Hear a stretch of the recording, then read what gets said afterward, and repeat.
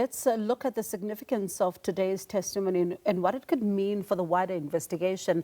We speak to independent crime expert Dr Chris de Kock. Doc, good evening to you and thank you so much for your time. So the alleged extrajudicial killings are outside the scope of the Commission's work, but we're hearing some startling claims regarding apparent hits, gangs, money, etc. No doubt extremely disturbing, but do these claims take you by surprise? I must say I'm a little bit surprised. I was a bit surprised on the evidence led today. And I want to say right from the beginning, this is allegations and there will be counter allegations. I'm certain this stream will now start, the one of killings in KwaZulu-Natal. And there will be some other witnesses and we will see where we are going in the end. And in the end, everything have to go to court and have to be proved. But it is very serious. I must say, for many, many years, journalists like yourself contacted me from TV, from radio, from newspapers, every time that we hear of a shootout between police and robbers in KwaZulu-Natal, or suspects in KwaZulu-Natal, and other parts of the country, but especially KwaZulu-Natal, where it occurs very frequently. I get phoned, and I always say, I was in the police, and when I joined in '95, the police killings, the killings of police officers were exceptionally high. So high that Mr. Nelson Mandela, who was then the president, asked for investigation into it, research. And my section did some research, and we got various explanations for it. But at that time, I also spoke to two people who was brought by General Fivers to South Africa, two gentlemen from the FBI. And they said that if you go to arrest people and you still have your gun in your handgun in your holster, when they start to shoot at you, you will definitely either die or land up in hospital. So every time that these things happen, my view is that people are shooting on the police, and the police can't just stand there and say, well, I'm prepared to die. But what we heard today is something, a kettle of total different fish than we usually see. I mean, this one is where a task team, a lieutenant colonel, you have called his name, Deena Govender, was actually bought by a rival gang tow truck company, Mr. Naicker. He paid R2.5 million, and that's the allegation, to Govender to shoot Mr. Loftus, which is a rival tow truck drug deal situation.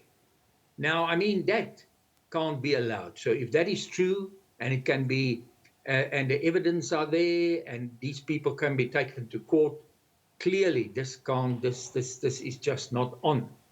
But as I say, it is allegations. But I must say, not only allegations. We saw today, for example, we heard a clip where Loftus was phoning Naicker and said to him, how can you put a price on my head?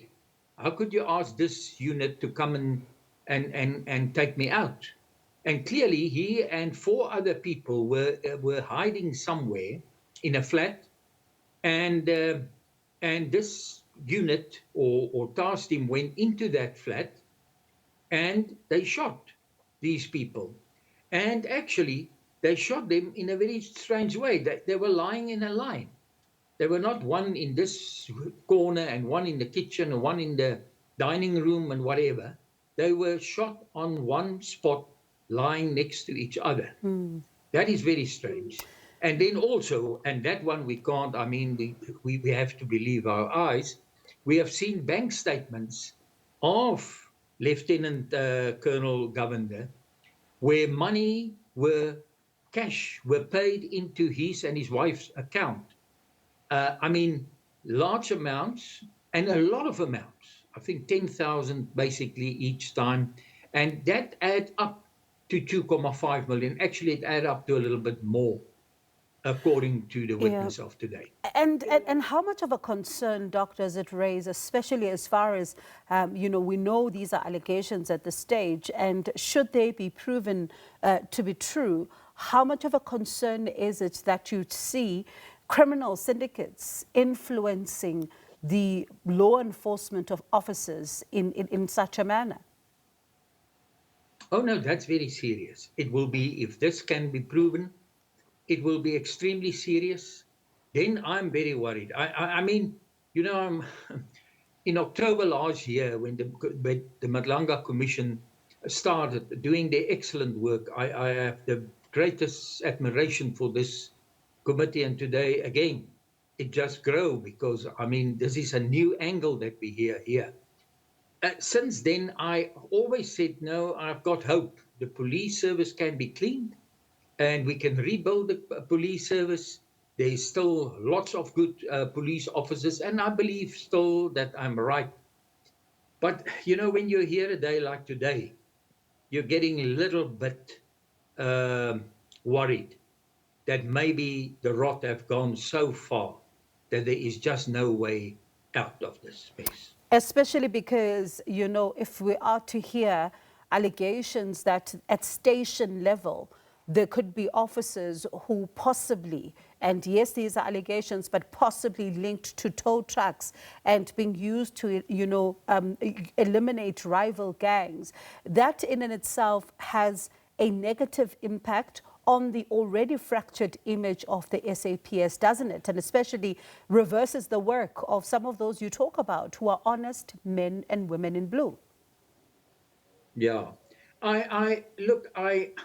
I said, I still think there's a lot of good, solid police officers, especially at station level. Yeah. Because it seems at head office we have a problem, but especially at station level. But what we have heard about this today, I mean, this is not new news to me. I think these tow truck companies misuse basically and bribe police officers to call them first to an accident scene, so that they can rush there and then get the business.